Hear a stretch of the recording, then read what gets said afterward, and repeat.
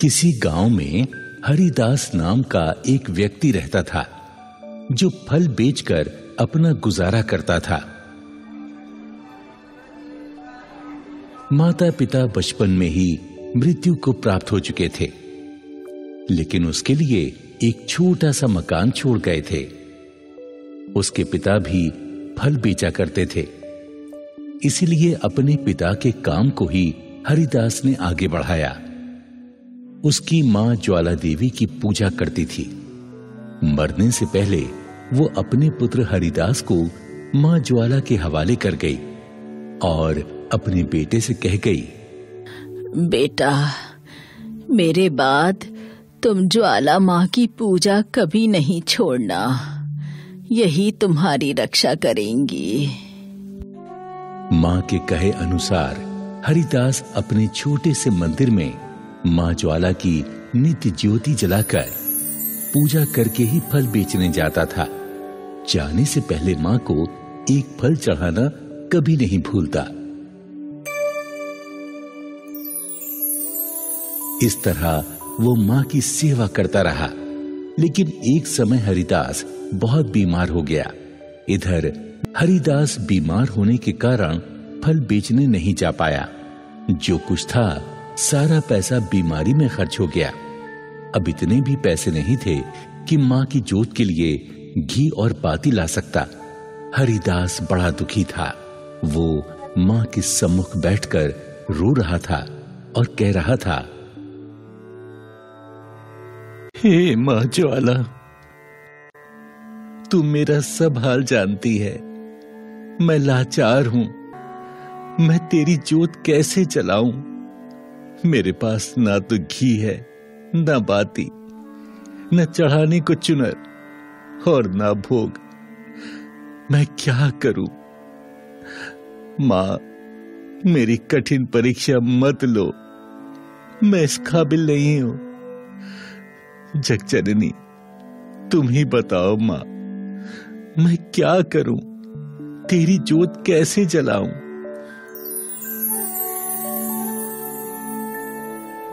इस प्रकार हरिदास रो रो कर मां से प्रार्थना करते करते वहीं पर सो गया।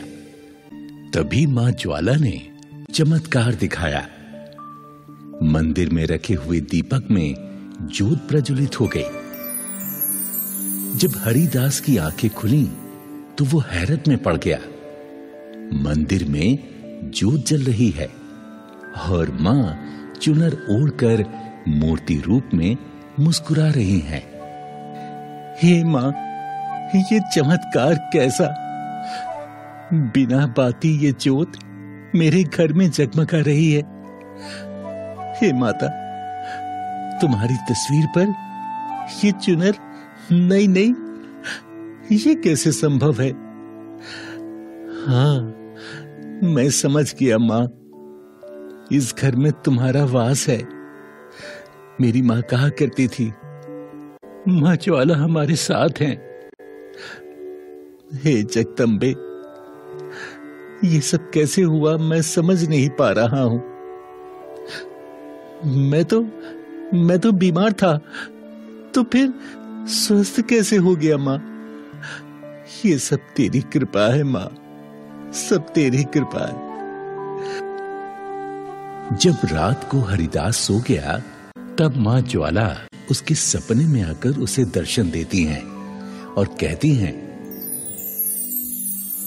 सुनो भक्त हरिदास, मां अपने बच्चों को कभी दुख में नहीं देख सकती। तुम ये कहते हो कि मंदिर में ज्योत कैसे प्रकट हुई, तो सुनो भक्त, अब ये अमर ज्योत तुम्हारे यहाँ हमेशा जलती रहेगी। आज से मैं तुम्हारे यहाँ निवास करूंगी और तुम्हारे साथ साथ यहाँ जो भी दर्शन को आएगा उसकी मनोकामना पूर्ण करूंगी। इतना कहकर मां अदृश्य हो गई। सुबह हरिदास नींद से जागा तो उसे एहसास हो गया कि उस पर मां प्रसन्न हो गई हैं। अब वो मां की सेवा में लग गया। एक दिन हरिदास मां की पूजा करके उठा ही था कि दरवाजे पर एक व्यक्ति खड़ा देखा। उसके हाथ में एक लाल रंग की थैली थी। वो बोला, ये चंदूलाल जी का मकान है? हाँ भाई, ये उन्हीं का मकान है और मैं उन्हीं का पुत्र हरिदास हूं। भैया, मैंने तुम्हारे पिता से कुछ पैसा लिया था। मैं परदेश कमाने चला गया था, लौट कर आया तो सोचा मैं चंदूलाल जी को उनके पैसे वापस कर दूं। मगर वो तो इस दुनिया में नहीं रहे, उनका 1 साल पहले निधन हो गया है। ओहो, ये सुनकर मुझे बड़ा दुख हुआ भाई, परंतु ये ऋण तो मुझे उनका चुकाना ही है। तुम उनके पुत्र हो, इसलिए इस धन पर तुम्हारा अधिकार है। लो, इसे स्वीकार कर दो। वो लाल थैली देकर वो व्यक्ति तो चला गया, परंतु हरिदास की आंखों में खुशी के आंसू छोड़ गया। हरिदास बार बार उस लाल थैली को देख रहा था और मां ज्वाला का आभार व्यक्त कर रहा था। हे मां, तुमने अपने सेवक पर बड़ी कृपा की है। तुमने घर बैठे ही मुझे धन दे दिया। मां, अब मैं इस धन से तुम्हारे मंदिर का निर्माण कराऊंगा और तुम्हारी सेवा में अपना सारा जीवन लगा दूंगा। हाँ मां, मैं ऐसे ही करूंगा मां। हाँ। हरिदास ने मां की पूजा बड़ी धूमधाम से की। अष्टमी का हवन किया और कन्याओं को भोजन कराया। गांव के सभी लोग भंडारे में बुलाए।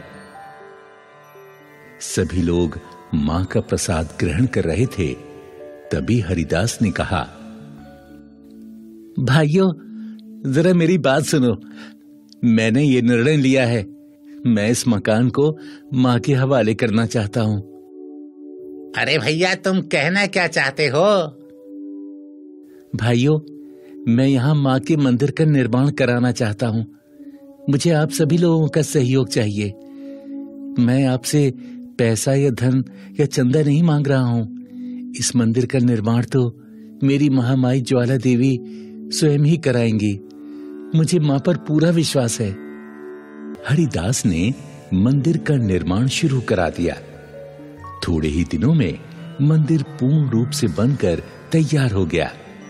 मां की मूर्ति की प्राण प्रतिष्ठा भी कर दी गई। अब हरिदास बहुत खुश था। धीरे धीरे लोग दूर दूर से मां के दर्शनों को आने लगे। हरिदास मां की पूजा अर्चना बड़ी लगन से करता। मां की कृपा से सभी की मनोकामनाएं पूर्ण होने लगी। जिनके संतान नहीं थी, उन्हें संतान सुख प्राप्त होने लगा। जो रोगी थे, वो निरोगी हो गए। मां ज्वाला देवी सभी की मनोकामनाएं पूर्ण करती रहीं। एक बार हरिदास ने मां से प्रार्थना की, हे देवी मां, तुमने इस मंदिर का निर्माण कराया, मुझे नया जीवन दिया।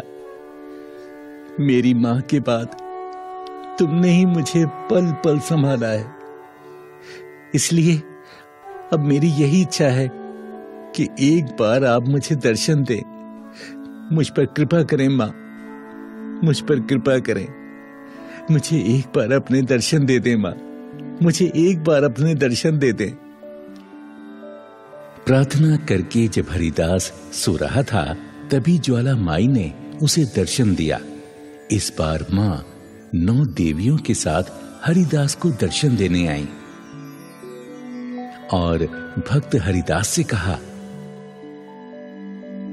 पुत्र, तुम सो रहे हो? मैं तुम्हारे यहाँ 9 देवियों सहित आई हूँ। आंखें खोलो पुत्र। हरिदास ने जैसे ही अपनी आंखें खोली, वो मां को देखकर हक्का बक्का रह गया। ज्वाला माई साक्षात उसके सम्मुख खड़ी थी और साथ में 9 देवियों को देखकर हरिदास मां के चरणों में गिर गया। मां, मां, मैं इस योग्य नहीं था मां। तुमने मुझ छोटे से सेवक को दर्शन देकर मुझे धन्य कर दिया मां। मुझे धन्य कर दिया। माँ, मैं तो धन्य हो गया। आपके साथ 9 देवियों के दर्शन पाकर माँ, मैं तो धन्य हो गया, धन्य हो गया माँ। हे पुत्र, ये तुम्हारे माता पिता के पूर्व कर्मों का फल है जो तुम्हें प्राप्त हुआ है। तुम्हारी माँ ने अंतिम समय में तुम्हें मेरे हवाले किया था। मैं उसी वचन को निभा रही हूं। तुमने सदा अपने माँ बाप का आदर किया, इसी का ये फल तुम्हें प्राप्त हुआ है। मैं और ये सारी देवियां तुम्हें वरदान देती हैं कि तुम संसार में ख्याति प्राप्त करो और मरने के बाद बैकुंठ धाम के भागीदार बनो। माँ हरिदास को ये आशीर्वाद देकर अदृश्य हो गईं। उनके साथ सभी 9 देवियां भी चली गईं। माँ के जाने के बाद हरिदास बहुत रोया और कहने लगा, माँ, ऐसे माता पिता सबको मिले जिनके अच्छे संस्कारों से देवी देवता भी उनके गुणगान करते हो। मैंने अपने माता पिता के अच्छे कर्मों की बदौलत ज्वाला देवी और 9 देवियों के साक्षात दर्शन पाए। माँ ज्वाला देवी, मैं आपका सदा ऋणी रहूंगा। अपनी कृपा मुझ पर और अपने सभी भक्तों पर बनाए रखना माँ। धन्य हो माँ, धन्य हो। इस कहानी से हमें यही प्रेरणा मिलती है कि जो व्यक्ति अपने माँ और पिता की सेवा सच्चे मन से करता है, उसको उसके माता पिता के आशीर्वाद से लोक परलोक में सदा सुखी सुख का आनंद प्राप्त होता है। बोलो श्री ज्वाला माई कांगड़े वाली की जय। बोलो भक्तों की रक्षा करने वाली माँ की जय।